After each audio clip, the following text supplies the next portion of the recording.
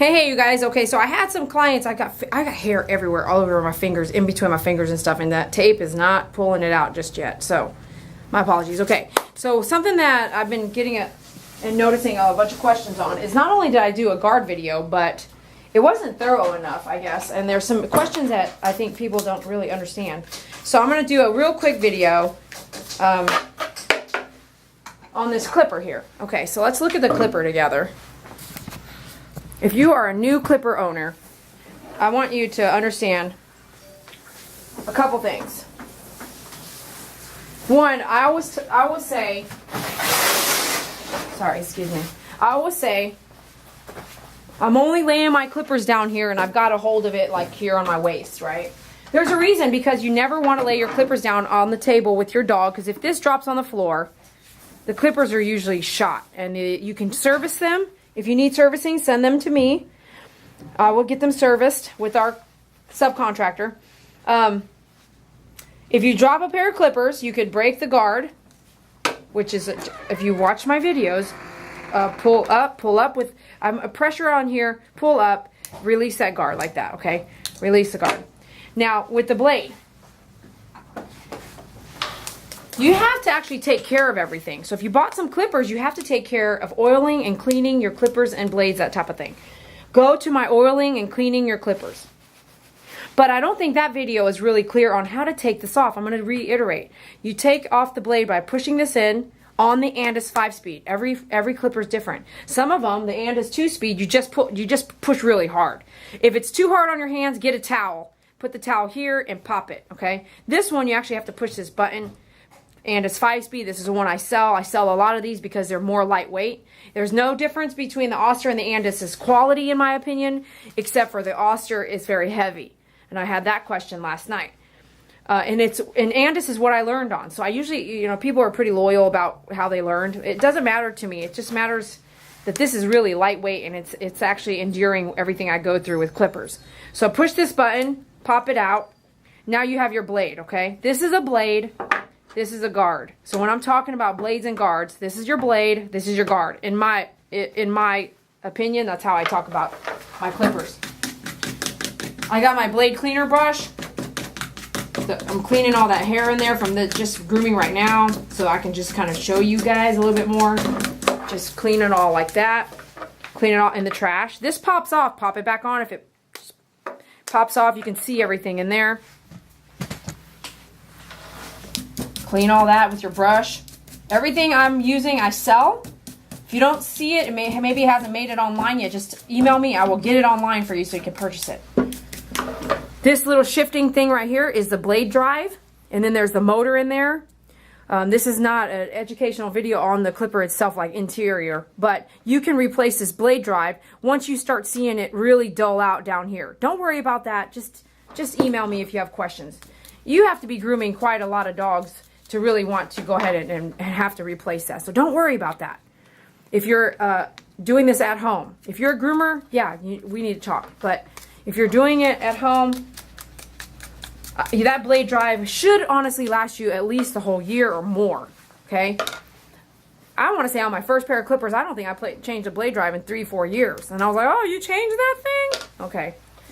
Now, this piece right here, once you pop it down, I hate that right there, okay? It's happened to me twice, and it will never happen to me again. I don't let it happen. This right here, this piece popped down. Okay, now it's flat. That holds your blade on. What I would do is I've got some pliers over here or a flathead, which I don't even know where my flathead's at. It's not even out here ready for me to use. So I'm going to put, let me see, maybe even a screwdriver. But you need something now to pull it off. Your fingers are not going to be able to do it. And you need that flathead. Okay, so I'm going to put flatheads on my online store, because if you're a groomer, this is, we don't talk about the tools you need, but you definitely need a flathead. This one is actually a changeable one, because honestly, you just push that in there. Phillips, and then the other side is a flathead. If this is too much for you, get a towel to push that down. Get a towel, because you're going to need your Phillips here if you take this apart ever, okay? And you're going to use your flathead just right now. just to pop this baby back up. Okay, so put it down, apply pressure, put it in between there, and lift that hinge right back up, okay? So that way, some of you guys are out there, I mean, I'm telling you, I got on the phone with one lady and I was like, oh gosh, she bought clippers, but she doesn't know what to do when that happens. Well, I need to tell you guys what to do when that happens. So here we are. So now you put your blade back on, okay? And you can pop it and then turn it on, or you might have to turn it on and pop it. It just depends on your blade. If you're having issues, if it's like when you put this in, it doesn't turn on, and you open it and it does turn on, then just pop it in there like that. There's a couple different ways you can do it, okay? When you're doing this cleaning, actually a couple times I would actually do it while, come on, Dee Dee. If I'm doing this, this is just like soft, thin as hair, so it'll cut it all, right? So turn it off when you're going to clean your blade out like this. Clean it like that, okay? Keep it clean. It'll drag the lines in your hair if you can look in there and see a bunch of dirt. Me personally, you should be able to do a lot of dogs with this 10 blade. And like I probably will hunt 500 dogs before I sharpen this blade. So it's not like you need to be sharpening left and right. I do need you to know this. A lady reached out to me. She's about to take her academy, and her teacher said, you can buy tools from Dee Dee, but I don't want you to have ceramic edge. Okay, here's my blades, right? We've done this before. Okay, but I want you to see, I've sold my used ceramic blades to where I have one ceramic in here right now. I've sold my used stuff, okay? So you can see how many ceramics I have. And ceramic is going to be like this porcelain looking blade cutter here. You can actually, there's two different kinds of ceramic edges. One that fits this 10, that will also fit like this 5 and the 7. And the other one is really tiny teeth, and that one fits your 40, okay? So you can actually buy this ceramic edge, which I sell on our online store, the 10754, that one, or you can buy the one for the 40 only, okay? And you can turn any blade you want just by slipping this out. Just slip this blade out right here. Just push that baby all the way out. I'm not going to, but that's what you would do, okay? So you can slide that out and put your ceramic in there and turn that into a ceramic edge just by buying this little piece right here. Something to know from that academy. And a lady in Genesca in Puerto Rico. What's up, girl? I know she's watching. My hand is itching. Okay. Yeah, I had a bad fall, and my hand is now healing. Okay, so let's leave it at that. She bought a 7 CE, ceramic edge. These cut so nicely. I really love this cut. She bought a ceramic edge, and she dropped it as soon as she opened it. It cracked this. You could probably drop this one time, but if you drop this one that's made of metal, I actually put it upside down in my box, and that's now going to be one that I have to get sharpened. Okay, I just resharpen it. Once you drop a blade, just don't mess with it. Just send it off. Send it to me for sharpening. Don't use it again. Just put it aside. Because it's something changes the dynamics in here. Okay, and it's too risky. You may nick a dog a lot if you use it. So if something changes the tension and the dynamics here, and I'm not that blade sharpener, so I'm going to put that aside and get it sharpened, okay? With your ceramics, you can drop it one time and it's gone. So I can see why an academy is going to say, hey, you need to start off with metal. Because if you drop it, she might say, go and try to use it again. But if you drop it and it's broken and gone for good, likely you're in an academy, so you're just starting and you don't have two or three of every tool. So this is my guard is just an example, right? This is how many. I'm working with 4 7s right at this time, 3 10s, and 1 40, which I need another 40 here. I was sharing with David on that side. It's kind of tough. So if he's got a 40 and I need one, I actually sold mine already. I sell a lot of used stuff. That's why some of my stuff will be missing. But I have 3 boxes back over there that are sharpened and ready to go. So that are used, that I use because I use them so much. So it might take me, with the amount of dogs that I do, you know, at least 4 months before I sharpen them. But you see how many tools I'm working with. I'm not just working with one blade, okay? So let's put these back. And then the other difference is ceramic edge. I've been told by the sharpeners that you're going to sharpen this ceramic edge about 6 times versus you can sharpen this one. I've had some of these. Let me see if I have original. See, I've actually dremeled my name in the original ones I started with over about 15 to 13 years ago. So if my name's dremeled in there, man, I've had it a long time. I've sold some. I've sold the used. Do a comment down below if you've bought one and you got one with my name on it. That's my original ones. That's how old and how long you can use these ones. Okay, so that's some different ways to look at it. I love the ceramics. They last less time, but they cut so fast and sharp. You have to be careful because they're really sharp cutters, but man, they cut fast because I'm moving pretty fast, right, you guys? All right, so I hope this helps you guys out. And if you have any questions, let me know. I'll do my best to email you in a timely fashion. I can't say thank you enough for supporting us, buying those Andis clippers. I know all of you that have bought it so far have been very, very happy. I'm very happy with mine. I do have to say one more thing. Okay, so we started carrying the original monkey cord, and that is to go around. You can see, remember some of my first videos that I'm twisting and twisting my clippers, untwisting them. You still have to untwist them once. I might have to do it once a week, once every 2 weeks now with this monkey cord on here, okay? So the monkey cord, when you put it on, and I have this one on when you go buy the monkey cord, it actually has it on the listing how to put it on, but I want to be real clear about how you put it on. So you want to, okay, my recommendation is you take it all apart. You take the cord of the clipper out. It's just 2 plugs. It doesn't look like it. 2 plugs, David, you just unplug it, boom, boom? Yes. Yeah, so it doesn't look, did you have to use pliers or? No, they're really, really hard. Really hard to get out. So maybe use a little towel, and pull it. Yeah. Anyways, when you open this, unscrew it all.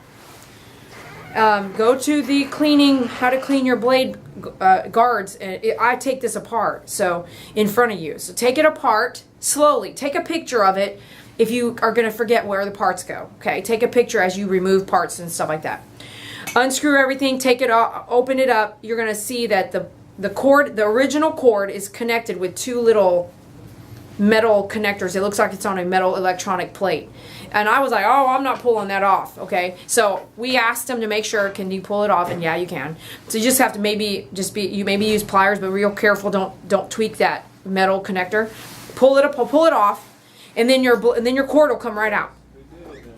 Once you do the cord, then once you remove the cord, you take your monkey. I didn't do the monkey like that, but it says on the monkey cord inside, if you leave it, it comes in a bundle with a rubber band around it. If you leave it like that, I don't know about this, but if you leave it like that, then it seems like it twists real easy. You don't have to twist it like hair, like this whole thing, right? You don't have to twist it all around. So leave it in that circle and try to cord it yourself without taking it out from the rubber band. If you buy the monkey cord, you'll know what I mean. So you want to start at the square. There's a little square here. If I took this out, there would be a little square there. You're going to start at the square. Because what happens, and this is what I've been told and taught. Okay, so there's the square. You've got wiring within the wire. Your own cord, excuse me. You got wiring within the cord. It stops here. And then this other piece cord, a different type of cord goes there. Let me see. See, we haven't corded this one yet with the monkey cord. So you've got this piece here. And then it changes, right? The dynamics of the wire changes. So here, you're going to take your original monkey cord and you're going to put it up here, okay? And then cord it all the way down.